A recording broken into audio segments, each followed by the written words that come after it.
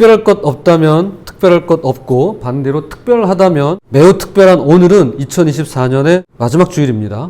언제나 시작이 중요하듯 마지막 또한 그러한데요. 한 해를 정리하면서 참으로 많은 생각이 들었습니다. 하고 싶은 말도 할 말도 많을 수 있겠지만 말씀을 준비하는 가운데 찬양곡 하나가 제 마음을 치며 저를 숙연하게 만들었습니다. 믿음이 없이는 이라고 하는 곡의 가사입니다. 주님, 제 마음이 너무 둔해서 주님을 볼 수 없습니다. 이 땅에 속하여 이 땅만 보다가 주님 손을 놓쳤습니다. 나는 나그네로 왔는데 왜 주저앉게 되었나? 나는 청지기인데 언제부터 내 삶의 주인이 되어 버렸나? 믿음이 없이는 기쁘시게 못하나니 고된 수고도 다 헛될 뿐이라. 믿음이 없어서 무너진 삶의 자리에 다시 주님을 기다립니다. 이 찬양의 작사가는 주님께는 둔하고 주님께는 둔감하고 예수님한테는 둔감하고 사람에겐 예민하게 반응하면서 이 땅에 속한 채 이 땅만 보다가 주님 손을 놓쳐버렸다라고 말합니다. 이어서 나그네로 왔지만 익숙하고 편안한 그 자리에 눌러앉았으며 피고용인으로서 마치 고용주행세를 하면서 내 삶의 왕과 주인이 되었노라고 고백합니다. 이제 작사가는 다음과 같은 진단을 내립니다. 이것은 믿음이 없기 때문이다. 이건 믿음이 없어서다. 믿음이 없이는 아무리 고된 수고도 다 헛될 뿐이며 믿음이 없이는 삶의 자리 또한 무너져 내릴 수밖에 없다 라고 말이죠. 그런데 이런 상황에서 마지막 선택이 남아있다고 이야기합니다. 그것은 다름 아닌 다시 주님을 기다리는 것이라면서 이 노래를 마무리합니다. 다시 주님을 기다립니다. 그럼 다시 주님을 기다린다는 것은 뭘 말하는 걸까요? 다시 주님을 기다리는 건 뭘 의미하는 걸까요? 크게 두 가지로 볼 수 있을 것 같습니다. 하나는 성탄절 아침 나눴다시피 이미 오신 예수 그리스도에 이어서 다시 오실 예수 그리스도를 기다리는 것입니다. 말 그대로 재림을 기다리는 것이죠. 그분의 재림을 기다리는 겁니다. 그리고 또 하나가 있는데요. 누군가를 직접 기다릴 때 그분의 연락을 기다립니다. 이와 같이 주님의 말씀을 기다리는 것입니다. 이것은 매일 우리가 하는 일이며 매 순간 해야만 하고 실제로도 얼마든지 할 수 있는 일이죠. 그러므로 우리는 주님의 말씀을 기다리며 주님을 기다리는 것입니다. 주님의 말씀을 기다리며 그분을 기다릴 수 있습니다. 그러나 애석하게도 그분의 말씀을 기다리지 못하도록 가로막고 방해하는 것들이 있는데요. 그것은 다름 아닌 하나님의 말씀을 앞지르는 사람의 말입니다. 사람의 말이 하나님의 말씀을 가로막아 섭니다. 사무엘상 15장 24절입니다. 사울이 사무엘에게 이르되 내가 범죄하였나이다. 내가 여호와의 명령과 당신의 말씀을 어긴 것은 내가 백성을 두려워하여 그들의 말을 청종하였음이니이다. 이것은 비단 3000년 전 사울 왕에게만 일어난 특별한 불신의 행위라 할 수 없을 것입니다. 그는 하나님의 말씀 대신에 사람의 말을 들었죠. 왜냐하면 하나님의 말씀과 대척점을 이루는 사람의 말이란 오늘날 이 시대와 사회 그리고 저와 여러분이 속한 교회와 가정에 너무도 흔하게 또는 너무 자주 일어나서 구분조차 힘든 일이 되어버렸기 때문입니다. 하나님의 말씀인지 사람의 말인지 구분이 어려워요. 그래서 저는 사람의 말이 끼치는 악영향을 노랫말의 가사와 연관지어서 주님께 둔감한 것이며 이 땅만 바라보는 것이요 주님 손을 놓치는 것이고 믿음이 없어서 무너져 내리는 삶이라고 보는 것입니다. 그런 맥락에서 우리를 살아나게 하시는 하나님의 말씀과 우리를 사망하게 하는 사람의 말에 관하여 살펴보면서 이 시간 내 삶을 돌아보고 한 해를 정리하면서 주님의 말씀 안에서 필요한 매듭을 짓고 그분의 말씀에 붙들려 말씀으로 새해를 열어가는 새 힘을 얻었으면 좋겠습니다. 여러분 혹시 지난주 또는 지난달 아니면 2024년 한 해를 돌아볼 때 누군가에게 상처를 주거나 여러분이 내뱉은 말로요 반대로 상처가 되는 말을 누군가 여러분에게 던진 말로 상처를 받은 적이 있으실까요? 저는 비상계엄이 선포되고 6시간 만에 계엄 해제가 이루어지고 탄핵소추안이 국회를 통과해서 오늘에 이르기까지 지난 3주 동안 한 교회를 담임하고 있는 목회자로서 이건 개인적이 아니라 목회자로서입니다. 제 유튜브 설교에 달린 댓글들을 통해 이전에는 맛보지 못했던 신선한 경험들을 하고 있는데요. 잠시 그 댓글을 읽어드리도록 하겠습니다. 왜 목사 하시나요? 무늬만 목사지? 쯧쯧. 아이고, 그 밑에 대댓이 달렸습니다. 댓글에 댓글이 달렸어요. 당신이 참 아이고. 이거 제가 단 거 아닙니다. 아이고 달았는데 그 밑에다 어떤 분이 당신이 참 아이고 이렇게 달아주셨어요. 설교 제대로 하십시오. 뭐 때문에 그런 결정을 했는지 국회 야당 세력의 사법부 행정부의 무력화를 먼저 얘기해야 합니다. 자, 좀 강한 말들이 있어요. 좀 양해하고 들으시기 바랍니다. 이런 좌파가 왜 말도 안 되는 성경 말씀을 들고 꽹가리 소리를 하는지, 대통령이 뭘 더 바라려고 그러시겠어요? 야당의 악행을 더 이상 볼 수 없어서죠. 민주주의는 누가 말살하려 했는데 국정마비가 문제지. 본질을 볼 줄 알아야 한다. 뭔 소리를 하는 거야? 쿠데타가 아니고 대통령이 참다가 통수권자로서 특단의 조치를 취한 겁니다. 수 없는 탄핵으로 나라를 마비시키니까 크크크크 개소리 잘 들었습니다. 목사가 좌파 정권을 옹호하다니 참 말세다. 거짓 선지자의 표본이네. 성경을 막 갖다 붙이기는 야당 예산안부터 보시고 다시 영상 올리세요. 성경적으로. 아저씨 대통령 고유 권한이다. 뭔 칼을 들었다 그래? 국민 선거권을 위한 좋은 일이다. 이 내용에 대한 반박은 이미 뉴스에 자세히 검증된 자료와 보도가 넘쳐나고 있으니 생략하도록 하겠습니다. 이 부분은 제가 짚고 넘어가겠습니다. 저는 졸지에 너 같은 게 왜 목사인지, 무늬만 목사 주제, 양해하고 들으세요. 개소리를 짓거리며 성경을 막 갖다 붙이는 거짓 선지의 표본이 돼버리고 말았습니다. 그리고 죄송합니다. 여러분은 이런 저를 담임 목사로 두신 성도와 교우들이 돼버렸습니다. 자, 또 다른 댓글입니다. 하나님께서 퇴근 중에 성령으로 강하게 붙드시고 기도를 시키고 예언의 말씀을 주셔서 하나님께서 택한 백성들의 신음하는 기도가 상달되어서 새로운 출애굽을 하시겠다 하셨습니다. 중략하고요. 화려한 건물을 지어놓고 성전이라 말하고 있다 하셨습니다. 죽은 자들을 위해 기념비, 기념관을 짓는데 그 의도가 무엇이냐 하셨습니다. 중략하고요. 생명책에서 지우신 분들 아무개 이름만 되면 다 아는 5분을 생명책에서 지우셨다 하셨습니다. 여자는 교회에서 말씀을 가르치는 것 불법입니다. 중략하고요. 예수님 믿는 분들은 각자의 자리에서 공의를 행하고 자기 유익을 구하지 않는 사랑과 구제하세요. 제게 주신 감동입니다. 받을 분은 받으세요. 이건 또 결이 다르죠. 객관적인 사실만 놓고 본다면 성경에 있는 구절들이 문제가 되지는 않습니다. 성경에 있는 구절을 인용한 것뿐이니까요. 그러나 주님의 예언과 자신의 주장을 구분하지 못하고 혼동한다면 이것은 문제가 될 것 같습니다. 마지막으로 또 다른 종류의 댓글들입니다. 제대로다. 대형교회는 한마디도 못하는데. 생각이 바로 박히신 목사님 완전 공감합니다. 당연한 얘기를 성경적 관점에서 말씀하셔야 하는 목사님이 왜 용기 있게 느껴져야 하는지, 아직도 이번 계엄이 대통령 권한으로 정당하다고 말하는 일부 신자들이 있어 한국의 기독교는 일개 종교를 빙자한 개독교로 전락하고 있음을 인정해야 할 시기입니다. 공정, 상식, 공법, 정의, 나라와 민족을 위해, 우리 아이들 세대를 위해 감사함으로 2024년 마무리할 수 있도록 현실을 도피하지 않는 목사님 설교 찾아 듣습니다. 저는 비기독교인이지만 하나님과 예수님은 믿습니다. 종교로서 기독교, 현실과 타협하는 목사들, 탐욕스러운 교회가 아닌 하나님 말씀을 해석해주는 목사님 설교가 귀에 들어오네요. 감사합니다. 제가 조금 멈췄다는 건 다른 댓글이란 뜻입니다. 여러분이 달아주셨어요. 꽤 많은 분들이 목사님과 신도들의 찬송가 부르는 소리가 대형교회 성가대보다 더 좋네요. 해피투게더 해피두배더 우리 사회에 이런 분들이 계셔서 희망이 존재하나 봅니다. 이상 크게 3종류의 댓글을 읽어드렸는데요. 이런 걸 보면서 저는 제 마음의 갈피를 어떻게 잡아야 좋을지 스스로에게 물어보았습니다. 가장 먼저 저를 응원하는 댓글, 읽으면 기분 좋아지는 말들, 힘이 되는 그런 글들만을 따로 골라 모아서 그것만을 하루 종일 묵상하고 그렇지 나 이런 사람이야! 라면서 자아도취에 잔뜩 빠져 있으면 어떨까요? 또는 예언의 말씀이라고 하는 것에 꽂혀서 마치 선지자라도 된 양 내 주장을 추상 같은 하나님의 말씀이라고 그럴싸하게 포장도 해보고 심지어는 예수님이라도 되는 것처럼 사단아 내 뒤로 물러가라! 라고 하면 어떨까요?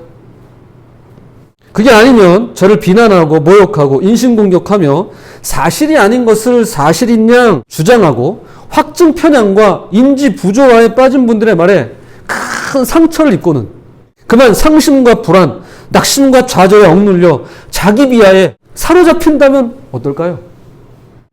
저는 목회적으로나 개인적으로나 이 세 가지 경우를 모두 피하고 싶은데요.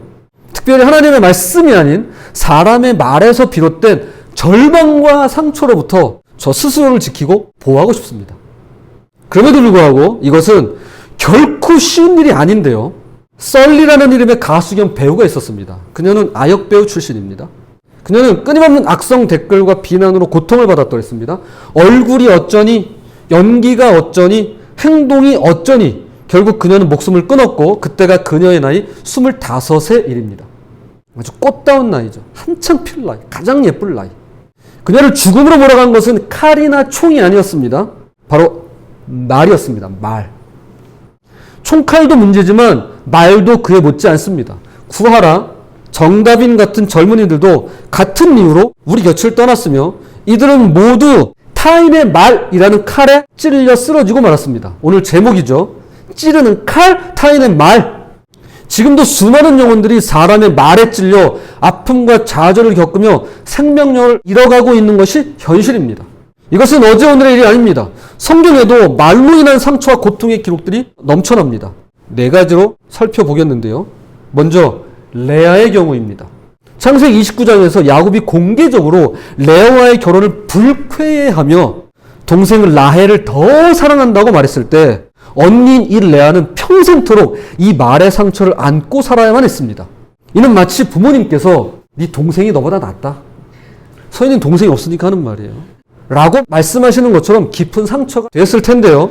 이것은 아들들의 이름을 지을 때마다 드러나는 그녀의 고통에 잘 표현되어 있습니다. 이제 남편이 날 사랑해 주겠지. 봐라, 아들이야! 라는 뜻의 첫째 아들 르우벤. 첫째 아들 낳을 때 이런 이름을 줬어요. 이제 남편이 날 사랑해 주겠지. 봐라, 아들이야! 내가 사랑받지 못함을 들으셨다는 뜻의 둘째 시므온. 어쩔 수 없이 남편과 묶이겠지. 라는 뜻의 레위, 셋째. 등 얼마나 그녀가 남편의 사랑을 갈급해했는가를 알 수 있습니다. 당신을 사랑하지 않는다는 남편 야곱의 이 찌르는 말은 결국 레아에게 큰 상처가 되었던 것이었습니다. 둘째 한나의 경우입니다. 사무엘상 1장에는 분인나가 여호와께서 내 태를 닫으셨다며 매년 괴롭혔다고 말합니다. 그럴 때마다 한나는 음식도 먹지 못하고 울기만 했는데요. 사무엘상 1장 6절입니다. 분인나는 한나가 자식을 낳지 못한다는 약점을 이용하여 그녀를 몹시 괴롭히고 업신여겼다. 분인나의 그와 같은 태도는 해마다 변함이 없었다. 온 가족이 예배하러 실로에 올라갈 때마다 분인나가 한나를 떡 비웃고 조롱하며 학대함으로 한나가 울고 음식을 먹지 않을 때가 보통이었다. 한번 생각해 봅시다. 자녀를 낳지 못하는 것도 속상한데 이걸 약점 잡아서 괴롭히고 업신여기는 사람이 있어요. 그것도 가까운 사람의 믿는 사람이에요. 신앙생활도 잘해요. 그런데 매년 명절 때마다 예배를 드리면서 더 비웃고 조롱하고 학대까지 합니다. 그럼 이게 밥이 넘어갈까요? 잊을만 하면 떠오르고 이겨낼만 하면 들춰내는 이 분인나의 찌르는 말은 결국 한나에게 아물지 않은 상처가 되었을 것입니다. 셋째로 나오미입니다. 룻기 1장에서 모압으로 이주했다가 남편과 두 아들을 모두 잃은 나오미가 10년 만에 고향 땅 베들레헴에 빈털터리 신세로 돌아와요. 그때 사람들이 깜짝 놀라며 말합니다. 이게 정말 나오미야? 얼마나 그 행색이 초췌하고 초라해 보였으면 그랬을까요? 10년 전과는 너무나도 달라진 그녀의 모습에 의도치 않게 불쑥 나온 말이었습니다. 그러자 그녀는 자신을 즐거움이라는 뜻의 본인의 이름 나오미라 부르지 말고 괴로움이라는 뜻의 마라로 불러달라고 할 만큼 깊은 상처를 받게 됩니다. 여러분은 오랜만에 10년 만에 고향에 갔는데 사람들이 부러운 눈빛으로 쳐다보면서 어머머머머 이게 누구야? 어쩜 이렇게 세련되고 예쁘고 멋져졌어? 아니고 아주 불쌍한 눈빛으로 위아래를 훑으면서 너 진짜 성우 맞니? 근데 몰골이 왜 그 모양이야? 남편하고 아들들은 자식들은 아내는 다 어디 갔어? 여러분 그러면 죄송합니다. 이렇게 말한 인간들 두고두고 기억날 것 같지 않으세요? 마음으로만 간직하고 있어야 할 이 찌르는 말이 나오미에게는 한으로 남았을 것입니다. 자, 마지막 출애굽한 이스라엘 백성들이 마침내 가나안 땅 입성을 눈앞에 두었습니다. 민수기 13장 14장에는 12명의 정찰대가 미리 가나안 땅을 둘러보고 돌아와 보고를 하는 장면이 있는데요. 절대 다수인 12명 중에 10명이 다음과 같이 말하는 것이었습니다. 우리는 절대 승리할 수 없습니다. 그들은 우리보다 강합니다. 그들은 그야말로 거인입니다. 우리는 스스로 보기에도 메뚜기에 불과합니다. 그러자 이 말 한마디에 난리가 납니다. 온 백성이 두려움에 사로잡혀서는 밤새도록 통곡하며 하나님이 우리를 칼로 쳐 죽이시려는구나 라고 원망을 하질 않나 다시 이집트로 돌아가자고 아우성을 칩니다. 시종 일관 부정적인 평가와 사람의 말이 이내 올무가 되고 찌르는 말이 되어서 이스라엘 백성을 40년 넘게 광야를 배회하게 만들었습니다. 결국 이 말 그대로 그들은 가나안 땅을 밟지 못하게 됩니다. 너희의 자녀들은 너희 반역한 죄를 지고 너희의 시체가 광야에서 소멸되기까지 40년을 광야에서 방황하는 자가 되리라.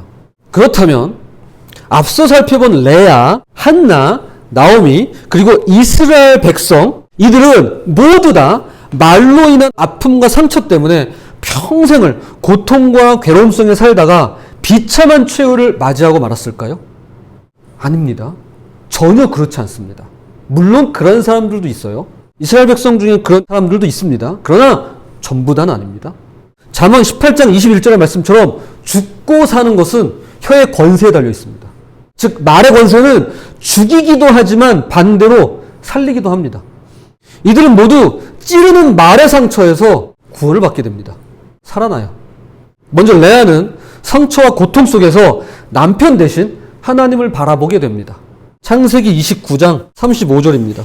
그가 또 임신하여 아들을 낳고 이르되 내가 이제는 여호와를 찬송하리로다 하고 이로 말미암아 그가 그의 이름을 유다라 하였고 그의 출산이 멈추었더라.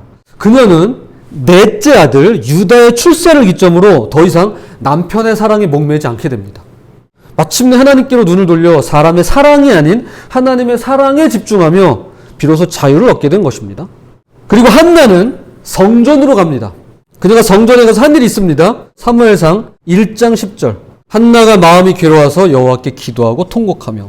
한나는 괴로운 마음을 가지고 하나님께로 나가 기도하고 통곡했습니다. 사람이라면 누구나 마음에 괴로움이 있는데요. 이건 남녀노소, 권력과 빈부, 교육과 종교에 예외가 없습니다. 우리 다 마음에 괴로움을 갖고 있습니다. 이건 하나님만이 풀어주실 수 있습니다. 이르되 당신의 여종이 당신께 은혜 입기를 원하나이다 하고 가서 먹고 얼굴에 다시는 근심빛이 없더라. 잘 먹어야 돼요. 잘 드시기 바랍니다. 마침내 한나는 하나님께서 주시는 마음의 평안을 얻게 됩니다. 또한 나오미의 경우 그녀와 끝까지 함께 살겠다고 따라온 며느리이자 모압 여인 룻을 통하여 하나님의 신실하심을 경험하게 됩니다. 처음에는 이 나오미를 가리켜 안 되게만 보고 불쌍하고 측은하게만 봤던 동네 사람들이 이제는 그녀가 잘 되는 모습을 보고 자랑스러워하며 칭찬을 아끼지 않습니다. 룻기 4장 14절. 여인들이 나오미에게 이르되 찬송할지로다 여호와께서 오늘 내게 기업 물을 자가 없게 하지 아니하셨도다. 이 아이의 이름이 이스라엘 중에 유명하게 되기를 원하노라. 자, 이렇게 레아도 그렇고 한나도 그렇고 나오미도 그렇고 이런 식으로 주님께서 건져주세요. 구원해주세요. 이겨내게 해주세요. 극복하게 해주세요. 자, 끝으로 이스라엘 12명의 정탐꾼 중 여호수아와 갈렙 두 사람만큼은 그야말로 사람의 말이 아닌 하나님의 말씀이 이끌어가고 이루어가리라는 참다운 믿음의 고백을 우리에게 보여줍니다. 민수기 14장 8절. 여호와께서 우리를 기뻐하시면 우리를 그 땅으로 인도하여 들이시고 그 땅을 우리에게 주시리라. 이는 과연 젖과 꿀이 흐르는 땅이니라. 사람의 말이 아닌 하나님의 말씀을 의지하고 있는 모습을 우리에게 보여주고 있습니다. 자, 이제 말씀의 결론을 맺겠습니다. 지금까지 살펴본 모든 이야기가 한 지점을 향해 가리키고 있는 성경 말씀이 있는데요. 그게 바로 오늘 본문이에요. 이사야 43장 1절입니다. 야곱아 너를 창조하신 여호와께서 지금 말씀하시느니라. 이스라엘아 너를 지으신 이가 말씀하시느니라. 너는 두려워하지 말라. 내가 너를 구속하였고 내가 너를 지명하여 불렀나니 너는 내 것이라. 이것이 바로 우리의 정체성이죠. 다른 사람이 뭐라 하든 하나님은 우리 한 사람의 이름을 부르시며 정환아 넌 내 것이야. 죄송합니다. 인순아 너는 내 것이야. 교우님들, 네. 병현아 너는 내 것이야. 영민수민아 넌 내 것이 뭐, 네. 요한아 뭐 넌 내 것. 예. 종민아, 너는 내 것이야. 아, 죄송합니다. 길수야, 넌 내 것이야. 진이야, 너는 내 것이야. 자, 아무튼, 나의 사랑하는 아들, 딸이야. 라고 말씀하고 계시는 겁니다. 물도 너를 빠뜨리지 못하고, 불도 너를 사르지 못하는데, 하물며 사람의 말이 감히 어찌 너를 어떻게 할 수 있겠느냐? 털끝 하나라도 상처 입히지 못하고, 결코 너를 무너뜨리지 못할 것이다. 라고 말씀하고 계십니다. 그리고는 또 이어서 이런 말씀을 주세요. 자, 3절, 4절입니다. 나는 어마어마한 값을 치르고 너를 샀다. 너를 얻으려고 이집트를 다 귀중한 구스와 스바도 같이 내놓았다. 너는 내게 그만큼 소중하다. 내가 너를 그만큼 사랑한다. 너를 얻기 위해서라면 나는 온 세상도 팔 수 있다. 창조 세계와 너를 맞바꿀 수도 있다. 아멘. 더 와닿으시죠? 이 정도로 우리를 소중히 귀하게 여기십니다. 그냥 하는 말이 아니라 우리 한 사람 한 사람은 정말이지 천하보다 귀한 그분의 아들과 딸이 틀림없습니다. 우리는 예수님 값이에요. 그분의 피값으로 산 자들입니다. 천하보다 귀할 수밖에요. 사랑하고 존경하는 교우 여러분, 우리는 2024년 한 해 동안 그리고 지금 이 순간에도 수많은 말의 화살에 맞서 싸우고 있습니다.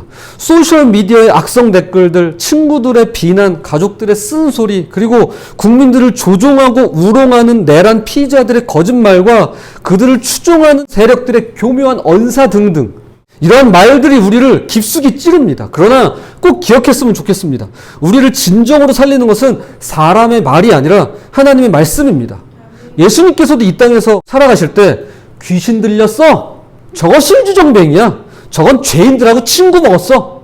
라는 말을 들어야만 했습니다. 그러나 주님은 이는 내 사랑하는 아들이요 내 기뻐하는 자라 라는 하나님의 말씀을 굳게 붙드셨습니다.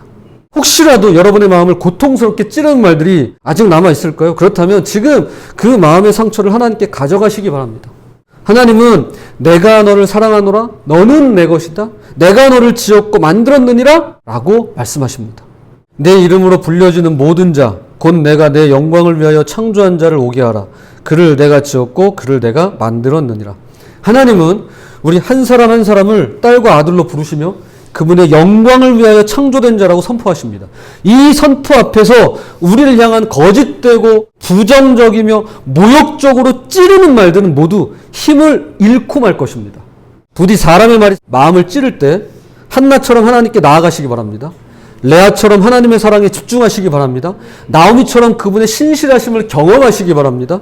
그리고 갈렙과 여호수아처럼 사람의 말이 아니라 하나님의 말씀에 사로잡히시기 바랍니다. 그러면 우리가 기다리는 그분의 말씀이 내년에도 저와 여러분의 마음을 지키며 날마다 새 힘을 주시리라고 믿어 의심치 않습니다. 사랑하고 존경하는 교우 여러분, 올 한 해도 수고 많으셨습니다. 수고 많으셨습니다. 올 한 해 정말 수고 많으셨습니다. 하나님의 말씀으로 살아가시며 새해 복 많이 받아 누리시기를 진심으로 원하고 바라고 기도하겠습니다.